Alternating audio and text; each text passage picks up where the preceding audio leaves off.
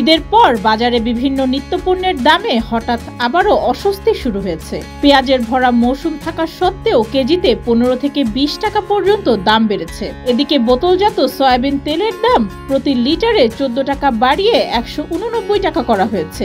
বাজারে নির্ধারিত নতুন দরের সয়াবিন তেল এখনো আসেনি। সয়াবিন তেলের বিকল্প পাম তেলের দাম বেড়েছে লিটারে 12 টাকা। সবজির সরবরাহ কম থাকায় প্রায় সব ধরনের সবজি বাড়তি দামে বিক্রি হচ্ছে। এখনো চড়া দামেই বিক্রি হচ্ছে চাল, তবে কিছুটা সহনীয় পর্যায়ে রয়েছে আলু, ডিম ও মুরগি সহ কয়েকটি পণ্যের দাম। এদিকে বাজারে নির্ধারিত নতুন দরের তেল না এলেও দাম বাড়ার ঘোষণায় খুচরা ব্যবসায়ী অনেকে বোতলজাত পুরনো সয়াবিন তেল নতুন দামে বিক্রি করছেন।